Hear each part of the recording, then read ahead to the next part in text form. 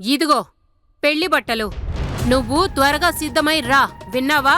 నువ్వు పెళ్లి కూతుర్లా ముస్తాబైతే అన్నగారి దగ్గరికి తీసుకువెళ్తాను. ఆలస్యం చెయ్యకు, నేను బయటే నీకోసం ఎదురు చూస్తాను. ఇదేంటి సౌందర్య, ఈరోజు ఎందుకు పెళ్లి ఒప్పుకున్నావు?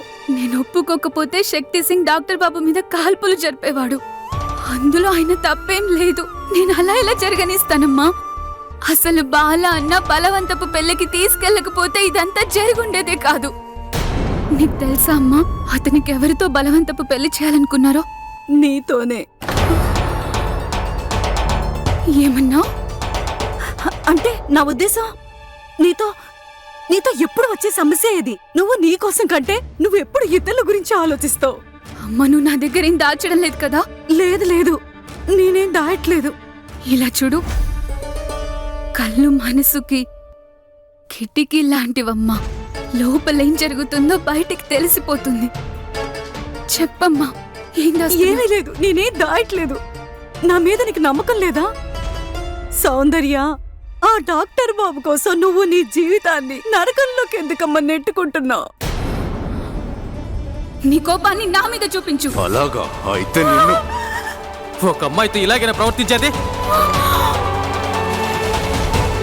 మేమిద్దరం కలిసి నిన్న రాత్రి గుడిసెలో ఉన్నాము, కానీ సౌందర్య గంగా నది అంత పవిత్రమైంది.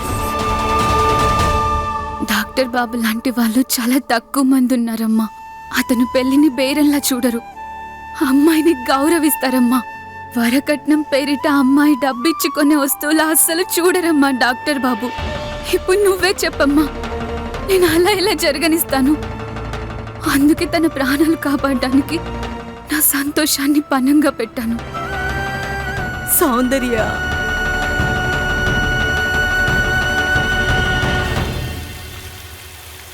తను ప్రాణాలకు తెగించడానికి కూడా భయపడదు. అలాగే తను కొంచెం పిచ్చిది, కొంచెం మొండిది. అమ్మాయి అయినా కూడా తుపాకీ వాడడం తెలుసు.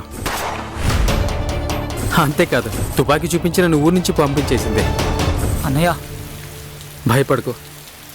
నన్ను కిడ్నాప్ చేయడానికి కాదు, నాకు బలవంతంగా పెళ్లి జరగకుండా ఉండడానికి. బలవంత పెళ్ళా? ఇదంతా ఇప్పటికే జరుగుతుందా? జరుగుతుండడమే కాదు, ఇదంతా ఈ ఊరు వాళ్ళకు చాలా మామూలు విషయం. ఇంకేం చెప్పినా అమ్మాయి పుణ్యమని నాకేం జరగలేదు. అసలు ఏమేం చేయించిందో తెలుసా నీకు? బైక్ నడిపించింది, నదిలో దూకించింది, చివరికి ఆకులతో నాకు చికిత్స కూడా చేసింది. అన్నయ్య, మీకు ఇదంతా జరిగినప్పుడు మీరు ఆ పోలీసులకి ఇదంతా ఎందుకు చెప్పలేదు? నువ్వు బానే ఉన్నావా? ఇప్పుడంతా బాగుంది.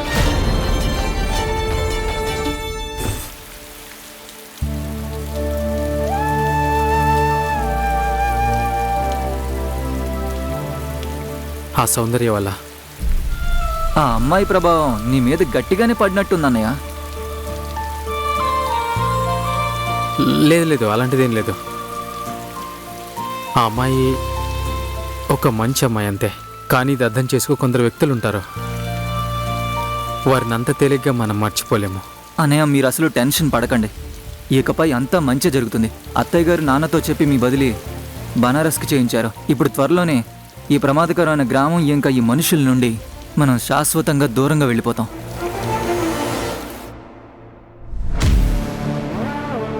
ఒక అమ్మాయితో ఇలాగైనా ప్రవర్తించేది? అమ్మాయి అంటే నీ సొత్తు అనుకుంటున్నావా? నిన్ను మగాడు అనుకుంటున్నావు కదా? ఇదేనా నీ మగతనం?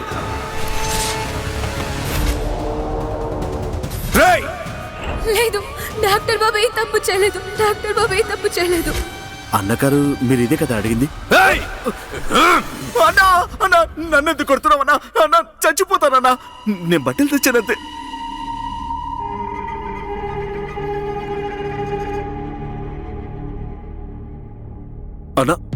అన్నా, నాకు తెలుసన్నా, నేను ఏం చెప్పినా సరే నువ్వు నన్ను కొడతావని. కానీ చెప్పాల్సిందే అన్నా, రాత్రంతా ఎవరితోనో గడిపొచ్చిన ఒక అమ్మాయిని మీరు ఎందుకు పెళ్లి చేసుకోవాలనుకుంటున్నారు అన్నా? మీరు ఈ ఊరికే రావణాసు లాంటి వారు. అగ్ని పరీక్ష కాకపోయినా సరే కనీసం గీతైనా గీయాల్సింది కదా, బంగారమో లేక ఇతడో అని. సరిగ్గా చెప్పావు. నేను ఈ ఊరికే రావణుడిని. ఇప్పటి వరకు సౌందర్య నాలో మంచితనాన్ని మాత్రమే చూసింది. ఇకపై రాక్షసుణ్ణి చూస్తుంది. ఇప్పటి వరకు తనతో ప్రేమతోనే ఉన్నాను, ఎందుకంటే తనని ప్రేమించాను కాబట్టి. కానీ ఇప్పుడు తనని పెళ్లి చేసుకుంటోంది తనపై పొగ తీర్చుకోవాలని. ఇకపై ఈ పొగ ఈ రోజుతోనే మొదలవుతుంది. ఈ శోభనం రాత్రి సౌందర్య జీవితంలోనే అత్యంత చీకటి రాత్రిగా మిగులుతుంది.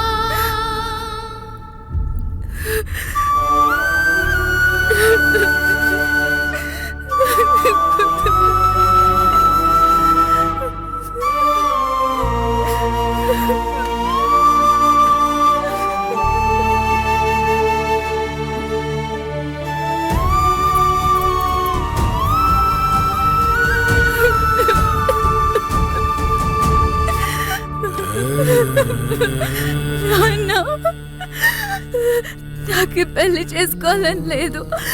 ఏదో ఒక దారి చూపించండి, ఏదో ఒకటి చేయండి.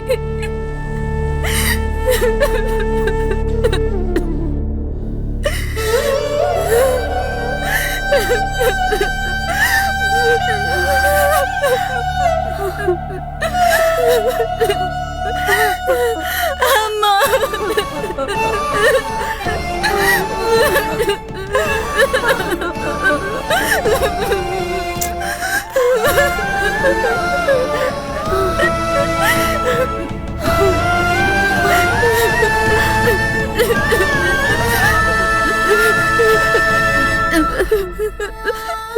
సౌందర్య, నీ పెళ్లికి కానుగ్గా ఇవ్వమని ఈ గాజులు మీ నాన్న నాకు ఇచ్చాడు. కానీ ఈ రోజు ఈ సమయంలో నీకు సంతోషంగా ఇవ్వలేకపోతున్నాను. వీటిని చూస్తుంటే గాజుల్లా అనిపించట్లేదు, సంకెళ్ళా ఉన్నాయి. కానీ కొందరు మీ నాన్న పారిపోయారంటారు. ఆయన పారిపోలేదు. మనందరినీ కాపాడడానికి ఆయన ఈ ఊరు వదిలి వెళ్ళాల్సి వచ్చింది తల్లి.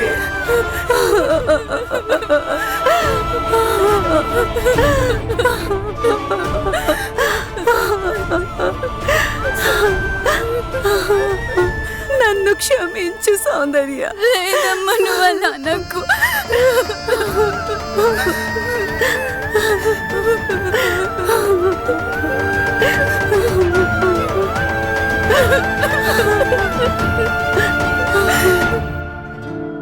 ఏమైందమ్మా? పర్వాలేదు కదా?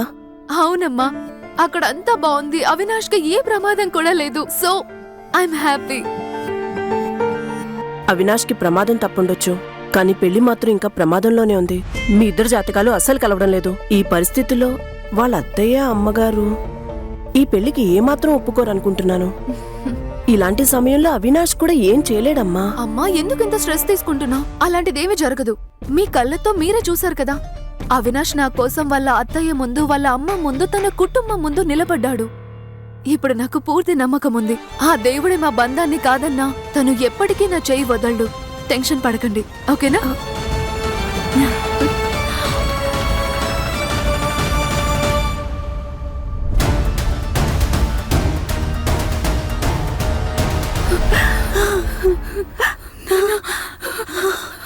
నాన్న మనల్ని కాపాడారమ్మా. ఏంటి? అవునమ్మా, నాన్న మనల్ని కాపాడారు. ఏమంటున్నావు? నాన్న ఎలాగైతే ఈ ఊరిని వదిలేసి వెళ్ళిపోయారో అలాగే మనం కూడా వెళ్ళిపోదాం. ఏంటి? అదెలా సాధ్యం? మన దగ్గర ఏమీ లేదు కదా. ధైర్యం ఉంది కదమ్మా.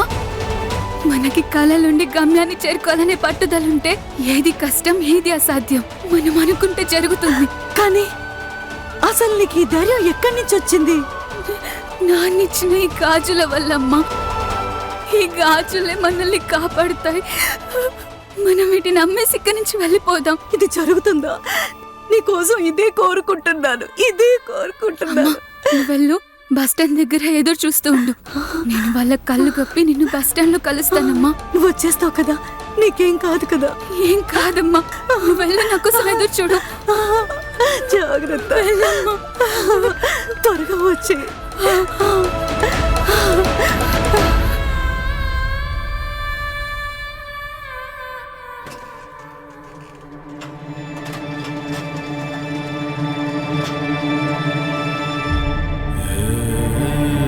ఇది నా కూతురు సౌందర్య జాతకం. ఇప్పుడు ఈ జాతకం నా రెండో కూతురు హాసిని జీవితాన్ని కాపాడుతుంది. నాకు తెలుసు నా కూతురు సౌందర్య జాతకంలో 6వ స్థానంలో యోగం ఉందని నాకు పండితుడు చెప్పాడు.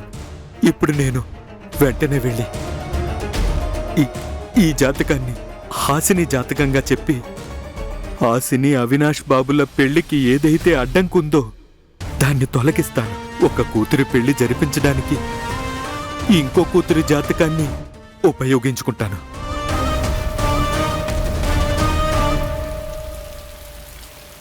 డాక్టర్ బాబు, ఇది తీసుకోండి. ఇది మీకోసం. మీరు నాకు వైద్యం చేశారు కదా, అందుకే మా చేతులతో సత్తుపిండి వంటలు చేసి తెచ్చాను. దారిలో తినండి. తీసుకోండి. థ్యాంక్.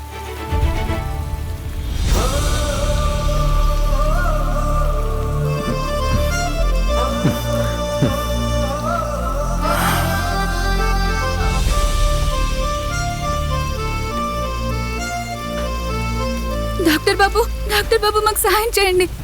సౌందర్య, మాకు సహాయం చేయండి డాక్టర్ బాబు. ఒక్క నిమిషం బాబు, నాకు సహాయం చేయండి బాబు. చాలా ఆకలిగా ఉంది బాబు. తినడానికి ఏదైనా ఉంటే ఇవ్వండి బాబు. ఇది తీసుకోండి. మీకు ధన్యవాదాలు బాబు.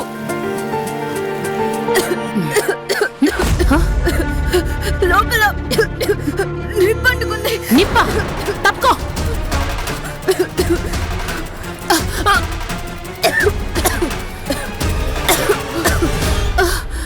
అసలు ఈ పొగ ఎక్కడి నుంచి వస్తుంది?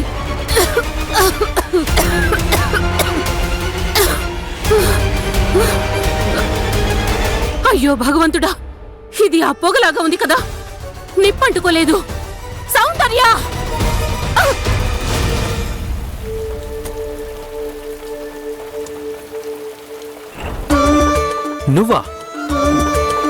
నువ్వు నా కార్లో ఏం చేస్తున్నావు? నేను మీతోనే వస్తున్నాను కదా. ఏమైందన్నయ్య? అంతా బానే ఉంది కదా? అంతా బానే ఉంది.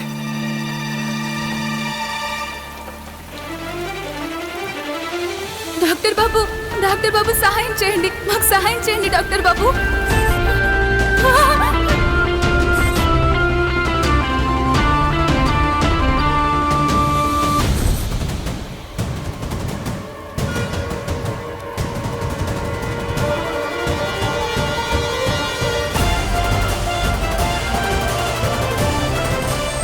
సౌందర్య, లేదు, బహుశా మళ్ళీ నేను సౌందర్యని ఊహించుకుంటున్నానేమో.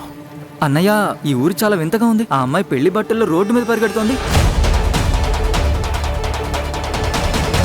అంటే నేను సౌందర్య పరిగెత్తడం చూసింది నిజమే. అది నా ఊహ కాదు.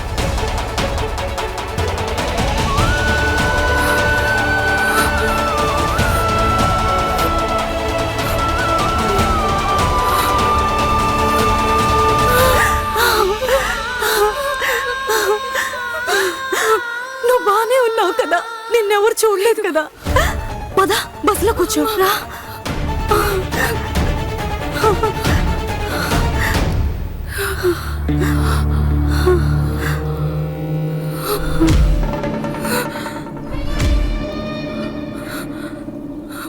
అమ్మా, ఏమైంది సౌందర్య? ఈ బస్సులో ఎవరు లేరు. డ్రైవర్ కండక్టర్ ఎవరు లేరు. ఎవరు ప్రయాణించట్లేదు. ఇదేమిటి? ఏం చేద్దాం?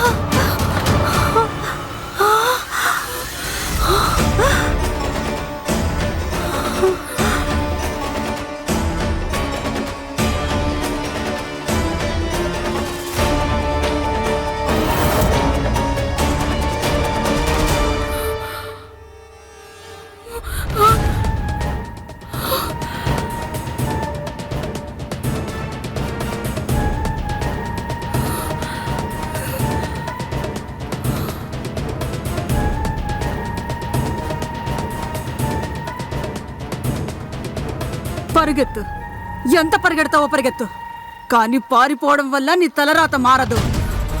శక్తి సింగ్ కట్టబోయే తాళి నువ్వు పసుపుతాడనుకున్నా లేక పలుపుతాడనుకున్నా ఈరోజు నీ పెళ్లి ఖచ్చితంగా జరుగుతుంది ఆ శక్తి సింగ్తోనే.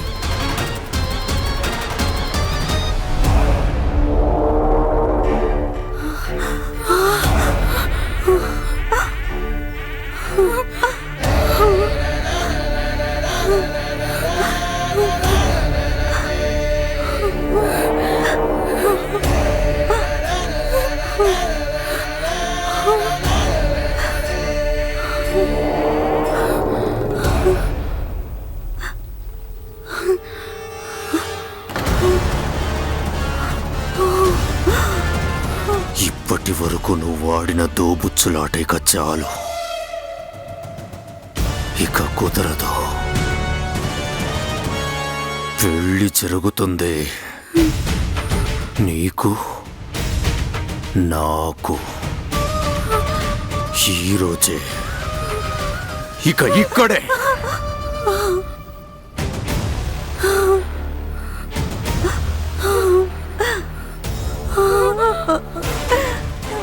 ఇప్పుడు నీ నుదిటి మీద శక్తి సింగ్ పేరుతో పొట్టన్న ఉండాలి, లేదంటే మీ అమ్మ నుదిటి మీద శక్తి సింగ్ తుపాకీ నుంచి వచ్చే బుల్లెట్ దిగుతుంది. నిర్ణయం నీదే.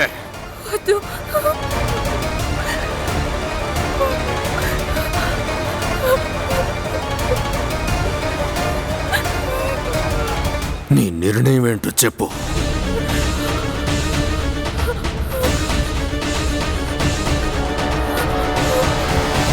ఈశ్వర్, నువ్వు ఇంటికి వెళ్ళు, నేను వస్తాను. అన్నయ్య, అన్నయ్య, ఇప్పుడు ఎక్కడికి వెళ్తున్నారు? నేను మళ్ళీ ఆ ఊరికి వెళ్ళాలి. అన్నయ్య, పిచ్చోళ్ళ మాట్లాడకండి, నాతో ఇంటికి వచ్చేయండి. ఈసారి అదృష్టం కలిసి వచ్చిందంటే ప్రతిసారి అలాగే జరుగుతుందని లేదు. ఒకప్పుడు మీరు ఆ ఊరికి వెళ్ళడానికి ఇష్టపడలేదు, ఇప్పుడు ఆ ఊరిని వదిలి రావడానికి ఇష్టపడటం లేదు. అసలు ఆ ఊర్లో ఏముంది మీరు వదిలి రాలేకపోతున్నారు? ఎందుకంటే డాక్టర్గా నేను ప్రమాణం చేశాను, ఎవరైనా ప్రజల కష్టాల్లో ఇబ్బందులు ఉంటే నేను వాళ్ళకి ఎలాగైనా సహాయం చేస్తానని. ఈ రోజు ఆ అమ్మాయి కష్టాల్లో ఉంది. ఇప్పుడు నేను అక్కడికి వెళ్ళకపోతే నన్ను నేను ఎప్పటికీ క్షమించుకోలేను. సరే అయితే నేను కూడా మీతో వస్తాను. లేదు ఈశ్వర్, నువ్వు రావద్దు. ఈ ఊరు చాలా ప్రమాదకరం. అయినా మీరు ఒక్కరే వెళ్ళాలనుకుంటున్నారా? ఎందుకంటే కొన్ని పోరాటాలు ఒంటరిగానే చేయాలి. నువ్వేం టెన్షన్ పడుకో, నాకేం కాదు. ఇక నువ్వు వెళ్ళు. కానీ అన్నయ్య,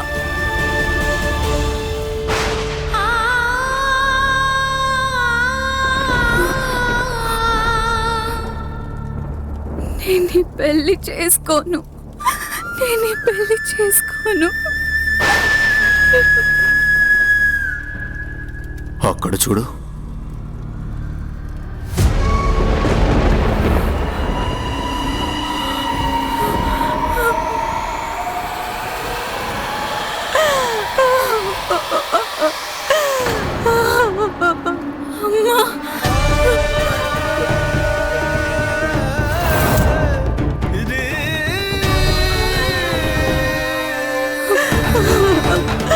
నా బిడ్డను వదిలేయండి, నా బిడ్డను వదిలేయండి, దయ చూపండి.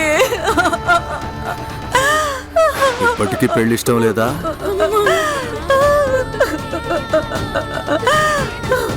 ఏమున్నా తాడోదలరా. అలా చేయకండి, అలా చేయకండి. మీ కాళ్ళు పట్టుకుంటాను, మమ్మల్ని ఏం చేయకండి. పైకి లాగండి, పైకి లాగండి. నాకు కాబోయే అత్తగారు రా, పైకి లాగండి.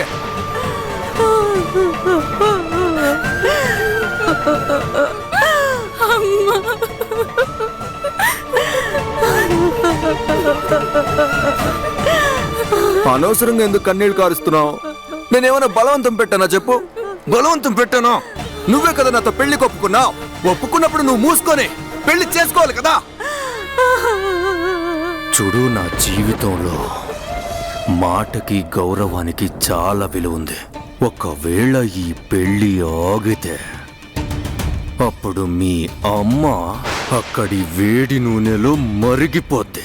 వద్దు వద్దు, అలా చేయకండి, దయచేసి అలా చేయకండి. నేను సిద్ధంగా ఉన్నాను, చేసుకుంటాను, నేను చేసుకుంటాను. చూడు, చెప్పేది విని శాంతంగా కూర్చో. ఎవరొచ్చి ఆపినా ఈ పెళ్లి ఆగదు. దీనివల్ల నీకే కాదు, మన కుటుంబానికి కూడా మంచి జరుగుతుంది. నీ దౌర్భాగ్యం పోయి అదృష్టవంతురాలి అవుతావు. ఏ పంతులు, మొదలుపెట్టిగా. ఓం మంగళం పొండరీకాక్షాయ, ఓం గం గం గణపతియే నమః. ఇప్పుడు వధూవరులిద్దరూ ముందుకు చేతులు చాపండి నాయనా. చేయి చాపు. అమ్మా, ముందుకు నువ్వు ఒకసారి చేయి చాపు. ఏయ్, నీ చేయి చాపు.